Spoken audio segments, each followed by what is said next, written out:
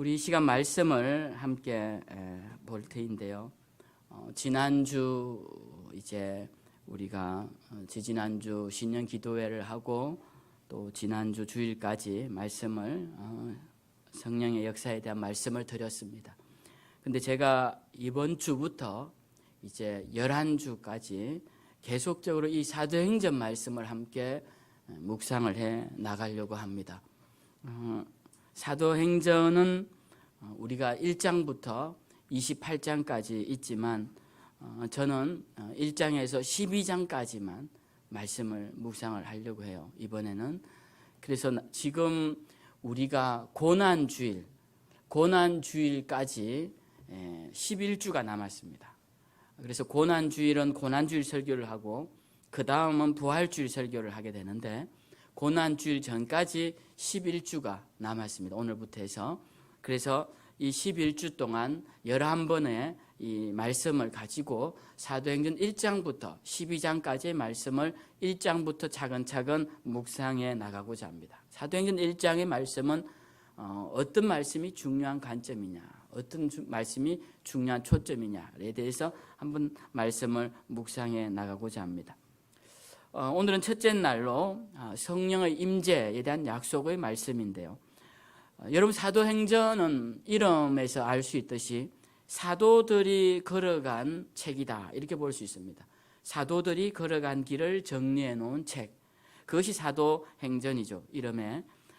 그래서 이 내용을 보면 주님의 제자들로 인해 이루어진 초대교회의 모습이 주된 내용으로 잘 그려져 있습니다. 그런데 이 사도행전을 또 다른 별칭으로 부르기도 하는데요. 그것은 성령행전이라고도 부릅니다. 그 이유는 이 사도행전의 내용이 성령의 역사에 초점이 맞추어져 있고, 여러분들이 성령의 역사라는 관점으로 사도행전을 다시 읽으면 이 사도행전의 주인공이 누구인지, 이 사도행전의 역사의 지금 주관자는 누구인지, 지금 누구에 의해서 움직이고 있는지를 다시 한번 볼 수 있게 되는데, 그분이 바로 성령님임을 알 수 있게 됩니다. 그래서 이 사도행전을 우리는 사도들이 걸어간 길과 더불어 성령께서 행하신 일이라고 해서 성령행전이라고도 부릅니다. 이 28장까지 되어 있는데 28장까지 사도들이 한 일을 이어받아서 우리도 그 다음 장을 써야지. 그래서 사도행전, 영어로 액트인데요. 액트 29, 이렇게 사도행전 29장을 쓰자라는 표현도 바로 그런 의미의 연장선상에서 외치는 구호이기도 합니다. 그래서 사도행전은 사도들에게 역사하신 성령님, 그리고 사도들의 능력을 통하여서 일어난 수많은 성령의 사건들이 오늘 이 성경에 기록되어 있습니다. 사도행전에서 크게 두 부류로 나눌 수 있는데, 사도행전은 1에서 12장까지 한 부류와 13장부터 28장까지 한 부류입니다. 그 사도행전이 이렇게 두 부류로 국면이 완전히 전환되는 두 부류로 나누어지는 것을 읽게 되는데요. 1에서 12장까지의 내용은 베드로를 중심으로 한 유대인들에게 복음을 전하는 내용들이 이 1장에서 12장까지의 내용입니다. 그러니까 이 1장에서 12장까지의 내용은 유대인들이 극렬하게 반대하고 복음을 전하는 것에 대항하는 모습이 나오고 있습니다. 당연히 그렇겠죠. 그들은 이 갈릴리 청년 예수라는 자를 십자가에 못 박아 죽이면서 이는 로마에 반역하는 자요 하나님을 모욕하는 자라고 십자가에 못 박아 죽였는데, 그의 제자들이 아니라 이는 우리의 구원자요 하나님의 아들이다라고 전하니까 유대인들은 이것을 받아들일 수가 없었던 것입니다. 그래서 이 12장까지의 내용을 보면 복음을 전하는 제자들을 핍박하고 옥에 가두고, 심지어는 야고보 사도는 죽기까지 할 정도로 많은 핍박이 일어나는 것을 보게 됩니다. 그런데 13장부터는 이제 국면이 완전히 전환됩니다. 이제는 새로운 인물이 등장합니다. 누구냐? 바로 사도 바울입니다. 1장부터 12장까지 중심 인물은 베드로를 중심으로 한 제자들이었다면 13장부터는 사도 바울을 중심으로 한 이방인을 위해 부름받은 사도들로 인하여서 이제 내용이 변화되기 시작합니다. 원래 사도 바울은 다른 유대인들처럼 예수님 믿는 자들을 핍박하던 유대인이었습니다. 그런데 그가 다메섹으로 가는 길에서 예수님의 음성을 듣게 됩니다. 그 뒤로 바울이 변하여서 하나님의 사람이 되고, 그는 원래 학식이 풍부한 사람이었습니다. 그의 풍부한 학식을 가지고 하나님께서는 이방인들을 전도하는 그런 일꾼으로 사용하시게 됩니다.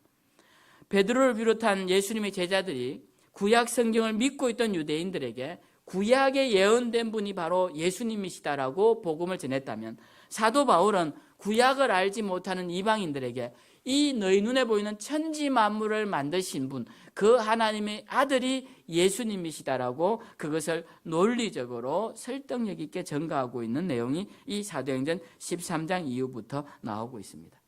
그래서 저희는 1장부터 12장까지의 내용만 가지고 살펴볼 터인데요, 앞에든 뒤에든 그것을 주관하시는 분은 성령님이시기에 저는 12장까지의 내용을 가지고 어떻게 성령께서 우리 가운데 역사하셨는지에 대한 말씀을 함께 나누어 보고자 합니다. 오늘 사도행전 1장에 우리가 읽었는데요, 오늘 1장을 들어갈 터인데요, 1장의 제목은 약속입니다. 약속. 우리가 사도행전 1장에 나오는 말씀 중에 가장 잘하는, 또 사도행전을 통틀어 가장 잘하는 말씀이 있는데요, 오직 성령이 너희에게 임하시면 너희가 권능을 받고 예루살렘과 유대와 사마리아와 땅끝까지 이르러 내 증인이 되리라. 이 말씀을 우리는 거의 외우고 있습니다. 그리고 너무 잘 아는 말씀이고, 이 말씀이 1장에 나오는 중요한 말씀이죠. 그런데 이 사도행전을 읽어 나갈 때 우리는 이 말씀이 주님의 가장 첫 번째 명령으로 생각하기 쉬운데, 사실은 주님이 이 사도행전에서 제자들에게 명령하신 첫 번째 명령은 그거보다 먼저 우리가 읽은 본문의 말씀이 첫 번째 명령입니다. 오늘 예수님은 죽으셨다가 살아나신 후에, 부활하신 후에, 그리고 승천하시기 전에 제자들을 모아놓으시고 이런 분부를 하십니다. 뭐라고 분부하시느냐 하면 4절에 보면 사도들을 다 모아놓고 그들에게 분부하여 이르시되 예루살렘을 떠나지 말고, 예루살렘을 떠나지 말고 내게서 들은 바 아버지께서 약속하신 것을 기다리라 라고 말씀하십니다. 첫 번째 명령이 무엇이냐면 주님께서 예루살렘을 떠나지 말라는 말씀을 하셨어요. 예루살렘을 떠나지 말라. 여러분, 우리가 서종면에 집을 짓고 사는 사람들에게 서종면을 떠나지 말라, 이건 어려운 일이 아닙니다. 그런데 이 제자들은 예루살렘 사람들이 아니에요. 이 사람들은 대부분이 갈릴리 사람들입니다. 이 갈릴리, 지금으로 우리나라로 치면 저기 시골, 전라남도 강진이나 해남 이 정도 되는 곳으로 보셔야 합니다. 그런 곳에 살던 사람이에요.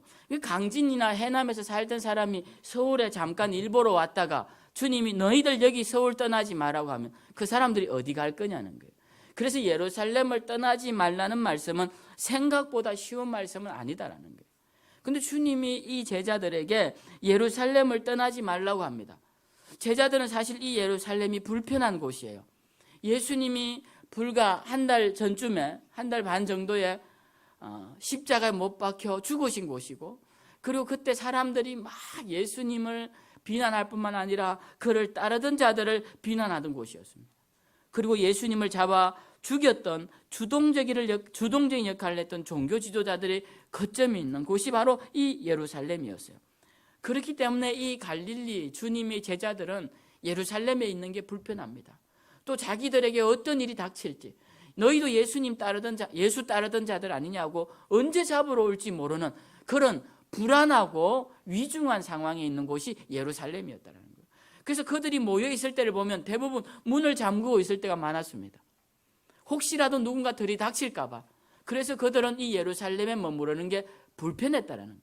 그런데 주님이 이 예루살렘에 머물러라라고 말씀을 하십니다. 너희 예루살렘에 머물러라. 이것이 첫 번째 명령이셨다라는 것입니다. 이들이 예루살렘에 머무르는 것은 또 쉽지 않은 것이, 이 갈릴리 출신들은 억양이 세요. 이 억양이 세다니까 제가 굉장히 동감이 되는데, 이 억양을 감추는 게 쉽지가 않아요. 그래서 저도 이렇게 어디 모임에 가면 꼭 저하고 비슷한 동양에 있는 사람들이 혹시 고향이 그쪽이냐고, 저는 최대한 제 억양을 숨겨서 대화를 하는데도 불구하고 어떻게 아시고 와서 저한테 그러면 제가 저 고향 울릉도라고 그렇게 제가 이야기를 합니다. 그러면 화제가 갑자기 저한테로 확 몰려서 제가 불편한데, 어쨌든 그 억양이 강하다는 것은 불편한 점이 많습니다. 이 갈릴리 사람들도 억양을 감추기 어려워요. 그래서 이들이 대화를 하면 너 갈릴리 출신이야? 라고 묻는다라는 겁니다. 그러니까 이 사람들이 예루살렘 살기가 쉽지 않은 겁니다. 제가 서울 가서 뭐 말할 때마다 사람들이 웃는다고 생각을 해보십시오. 전 진지하게 설교를 하고 있는데 어떨 때는 심지어 찬송을 해도 웃더라고요. 굉장히 슬픈 찬송인데 발음이 틀렸다고. 여러분 그런 경험 해보셨습니까?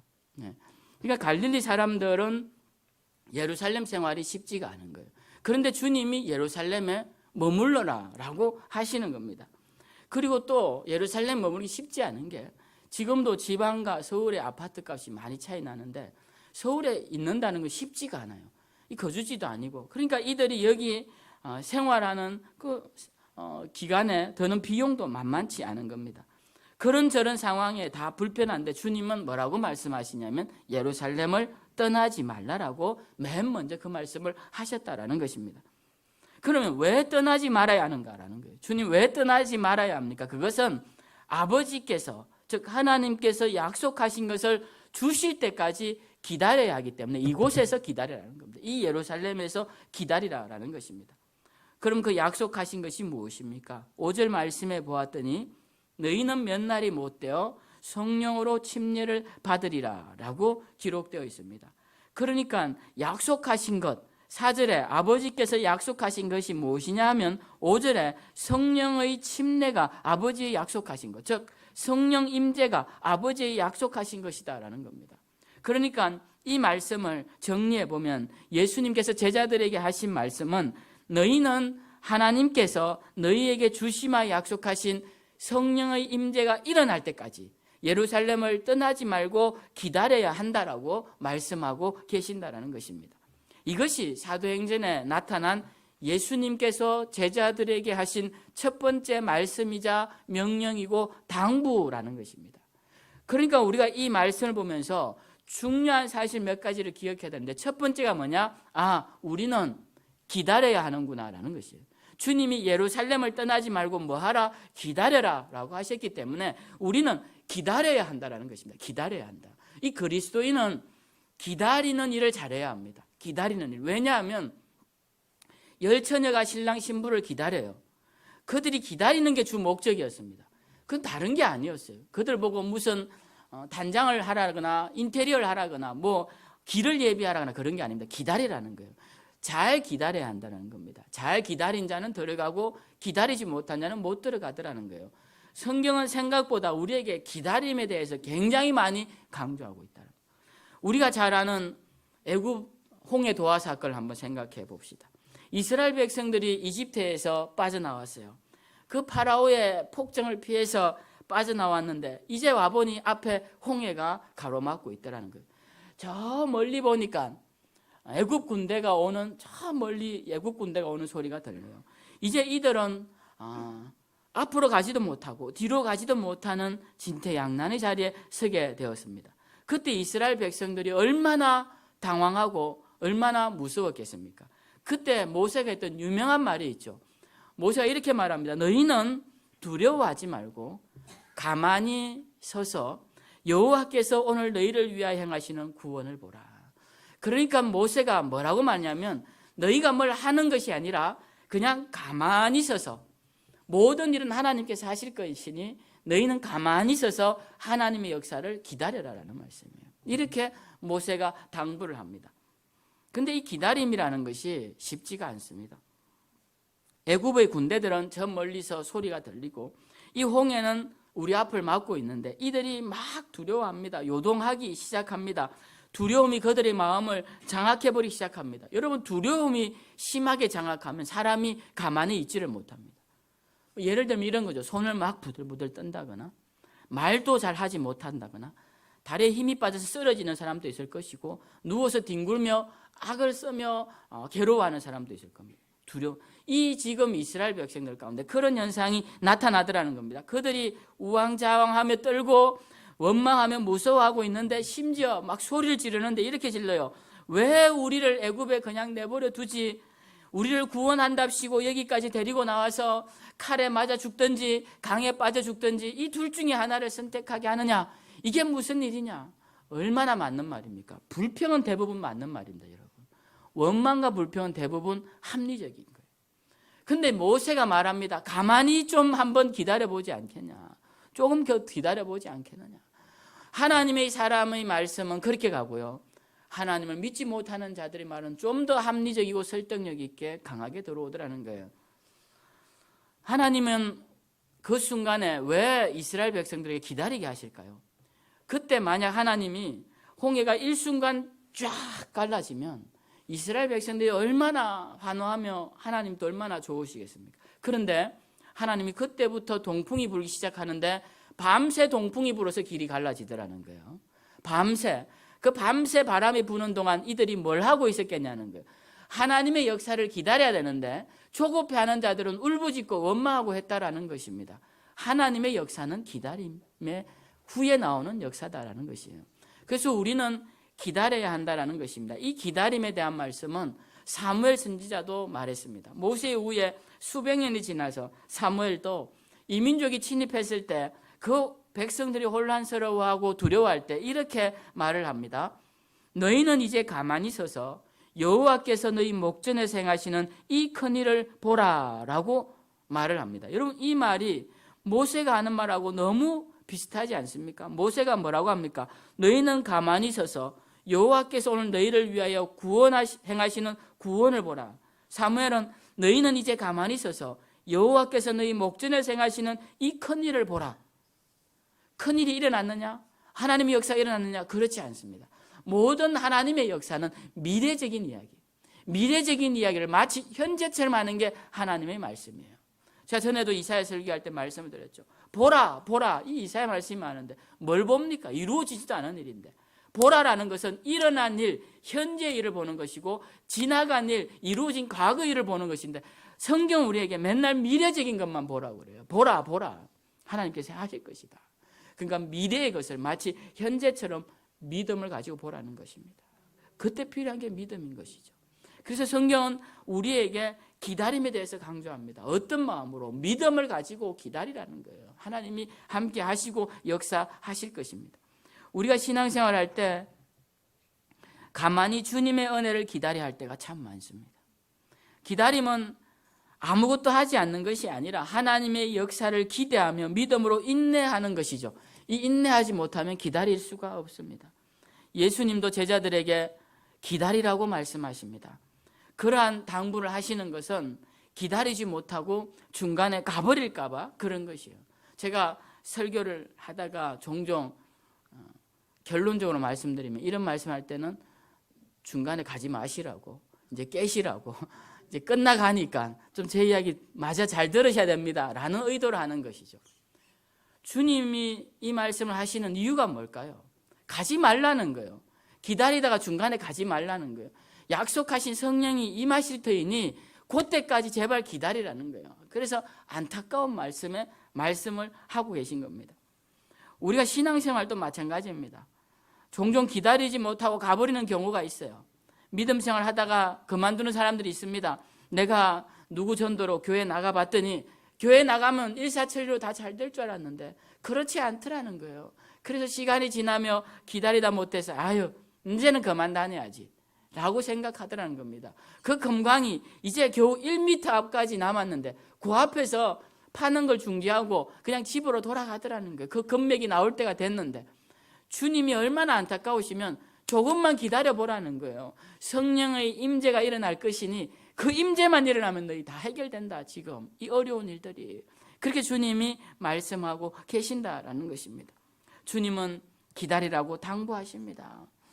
우리는 오늘 이 주님의 당부를 다시 한번 귀 기울여야 돼요. 우리도 주님이 우리에게 기다리라고 하십니다. 때로는 기다림의 시간이 낭비하는 것처럼 보일 수 있어요. 때로는 기다림보다 더 좋은 길과 방법이 있어 보일 수도 있어요. 그러나 우리는 기다려야 한다라는 것입니다. 믿음의 훌륭한 선배들은 이 기다림의 법칙을 잘 알고 있었습니다. 이 믿음의 훌륭한 선배들은 이 기다림의 법칙을 잘 알고 있었어요. 그래서 하나님께 기도하고 이제 기다렸던 것입니다. 여러분, 하나님의 역사를 구한 뒤에 이 믿음의 선진들은 뭐 하느냐? 그때부터는 이제 기다리는 거예요. 그리고 하나님 앞에서 역사를 구한 뒤에는 뭘 하느냐? 기다리는 겁니다. 기도한 뒤에는 뭘 하느냐? 기다리는 거예요. 하나님 앞에서 우리의 계획을 말씀드린 후에는 그 다음부터 뭘 하느냐? 기다리는 것입니다. 그래서 기다리다가 하나님의 때에 바람이 일어나는 것을 보고 구름이 떠오르는 것을 보면 그때서야 돛을 펴고 그때서야 날개를 펴고 그때서야 배에 올라타고 그 바람과 파도와 비를 맞이할 준비를 하더라는 것입니다. 이것이 믿음의 선배들이 우리에게 보여준 중요한 교훈입니다. 그들은 하나님께 간구한 뒤에 기다렸습니다. 묵묵히 기다렸어요. 하나님이 이루어 주실 때까지 기다렸다라는 것입니다. 그러면 오늘 말씀에서 우리는 무엇을 기다려야 합니까? 바로 성령의 임재를 기다려야 합니다. 우리가 성령의 임재를 기다려야 돼요. 오늘 사도행전을 통하여서 우리가 기다리며 사모해야 하는 것이 무엇인지 우리는 분명히 알게 되었습니다. 그것은 바로 성령의 임재라는 거예요. 뭐냐? 몇 날이 못 되어 너희가 성령으로 침례를 받을 것이다. 몇 날이 못 되어라는 말씀이라는 것은, 이런 표현은 야 조금만 기다리면, 며칠만 지나면 될 것이야 라는 표현이에요. 그러니까 조금만 더 기다리라는 말씀이에요. 몇 날만 참으면 누가 오시느냐? 성령이 우리에게 오신다라는 겁니다. 성령이 우리에게 오시면, 그때까지 조금만 참고 기다리면 성령의 임재가 우리 가운데 일어나면 이 모든 역사를 일구어내고 내가 너희에게 명령한 놀라운 일들을 너희가 이루어낼 것이다. 그러니 조금만 기다려라. 언제까지? 성령님이 임재할 때까지. 이것이 오늘 주님이 우리에게 이 1장을 통해서 주시는 말씀이다라는 것입니다. 우리가 오늘 사도행전의 가장 중요한 말씀은 성령 임재라고 말씀을 드렸죠. 이 성령 임재의 약속이 오늘 여기에 있다라는 것입니다. 그래서 이 선물을 받기 전까지 우리는 머물러야 합니다. 머물러야 돼요. 어디 머물러야 되느냐? 예루살렘에 머물러야 합니다. 어디 머물러야 하느냐? 하나님의 교회에 머물러야 합니다. 어디 머물러야 하느냐? 우리 신앙의 터전, 기도의 장소, 중보의 장소, 함께 부르짖는 거룩한 장소에 우리는 머물러야 한다는 것입니다. 자꾸 옮겨 다니면 절대로 거기에는 큰 열매가 맺기 어렵습니다. 나무도 자주 옮겨 심으면 살리기도 어려울 뿐더러 큰 열매를 맺히기가 어렵습니다. 산다 할지라도. 우리 신앙도 마찬가지입니다. 여러분, 신앙은 기다려야 돼요. 내 예루살렘이 어디인지를 기억하시고 그곳에서 오랫동안 기다려야 합니다. 우리가 행사를 하면 경품을 걸죠. 경품은 누구에게 주느냐 하면 마지막까지 행사를 다 참여한 사람에게 줍니다. 그래서 가장 큰 경품은 그 행사가 끝난 뒤에 발표를 하죠. 그래서 사람들에게 이 행사 마지막까지 있게 합니다. 여러분, 성령의 임재는 선물이에요. 하나님의 선물. 이 하나님의 선물은 기다리고 그리고 그 현장에 끝까지 있는 자들에게 주시지 그렇지 않은 자에게 주시는 게 아니라는 겁니다. 만약 그렇다면 왜 주님이 이 위험한 예루살렘에 머물러라고 하실까요? 왜 여기 있기 어려운 예루살렘에 머물러라고 하실까요? 주님은 예루살렘에 머물러라고 하십니다. 갈릴리로 돌아가지 말라고 하십니다. 여러분, 갈릴리로 돌아가면 제자들이 뭘 할까요? 제자 일단 고기부터 잡겠죠. 그리고 그들이 해야 할 일들을 할 겁니다. 그리고 자기들의 고향이기 때문에 편하게 다니고 사람들을 만나고 다닐 겁니다. 근데 예루살렘은 아무것도 할 수가 없어요. 모여서 성령을 기다리는 일 외에는 아무것도 할 수가 없다라는 거예요. 그래서 예루살렘에 기다리라는 겁니다. 주님이 성천하신 그 자리에서 기다리라는 거예요. 의미 있는 그 자리에서 기다리라는 겁니다. 그래서 기다리면 내가 너희 가운데 성령의 능력을 임재를 허락하겠다라는 것입니다. 여러분, 우리는 기다림의 현장에 있어야 합니다. 말씀 보는 현장에 있어야 되고 기도하는 현장에 있어야 되고 예배하는 현장에 있어야 되고 성령의 임재가 일어나는 현장에 있어야 성령의 임재가 우리 가운데도 일어나지. 편하게 내 방에 누워있고 내 사업적인 일들을 하고 있는데 성령의 임재가 일어날 것이다. 그러기는 정말 힘듭니다.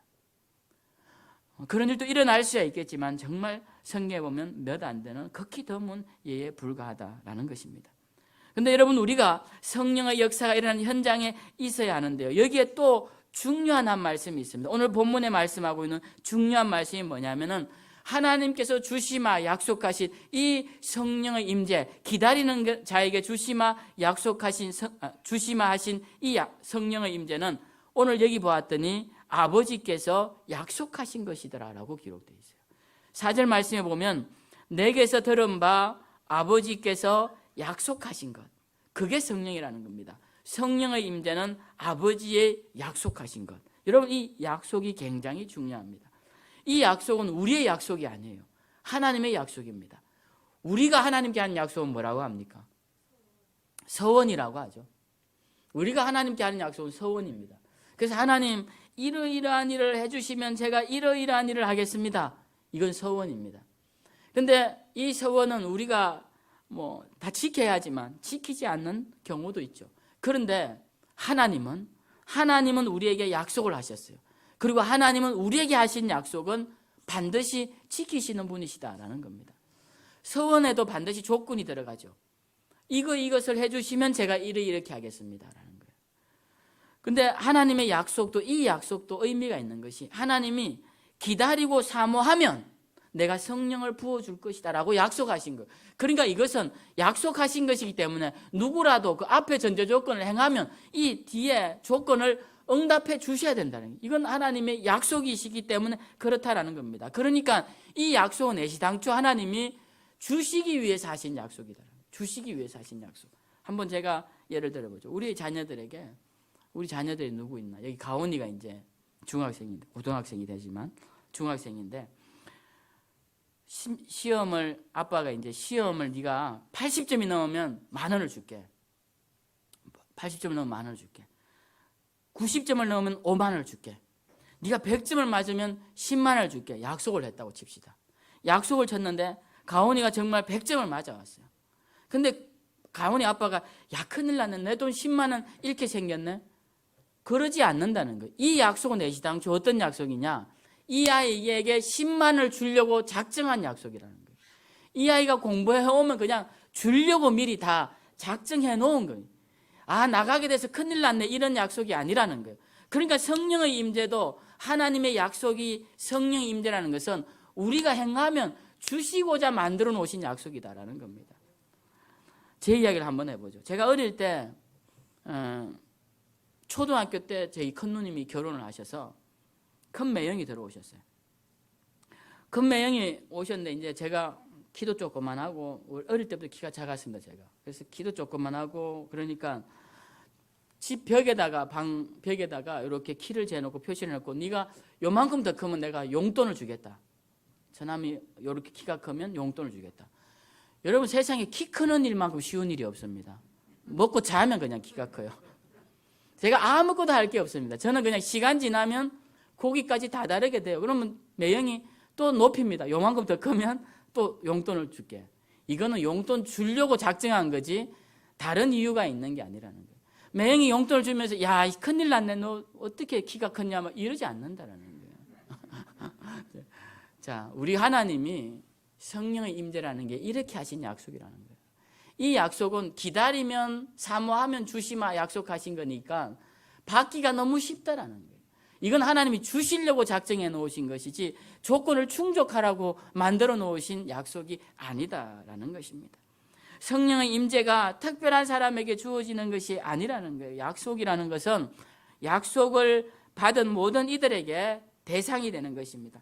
만약 대한민국 누구에게라도 저 한라산에 올라가는 사람에겐 1,000,000원씩 준다라고 한다면 한라산에 올라가기만 하면 누구가 나도 1,000,000원을 받게 된다는 거예요. 그겐 다른 조건이 없다라는 것입니다.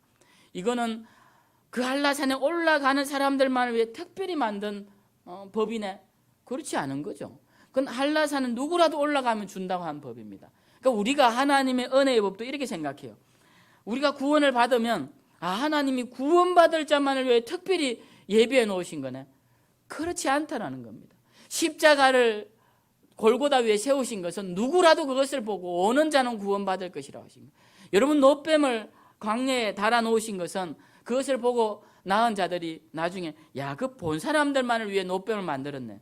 그렇게 말한 게 얼마나 웃기는 이야기입니까? 오늘날 그런 신학이 주된 신학이 되고 있다는 거예요. 여러분, 하나님께서 우리에게 주시는 축복과 구원은 십자가에 매다신 주님을 바라보기만 하면 주시겠다고 하신 그 약속에 기인해서 주시는 은혜예요. 그러니까 우리는 예수 그리스도를 바라보고 성령의 임재를 사모하면 주님께서 우리 가운데 그 큰 축복의 원천인 성령의 능력을 우리 가운데 부어주신다는 겁니다.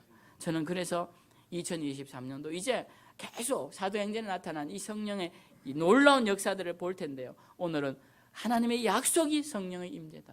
그러니까 이 약속을 붙잡고 기도하는 자는 누구라도 이 역사를 이룰 것이고 2000년 전에 이루어진 이 사도행전의 역사가 그리고 교회 역사 2000년 동안 이루어진 성령의 역사가 오늘 2020년을 살아가는 우리 생명샘 교회와 우리 성도들에게도 반드시 일어난다. 그것을 믿고 나아가는 자들에게는 반드시 일어난다. 이 확신을 가지시고 성령 임재의 역사 속에서 놀라운 성령의 역사들을 이루며 하나님께 영광 돌리며 살아가시는 저와 여러분들이 다 되시기를 주님의 이름으로 축원드립니다.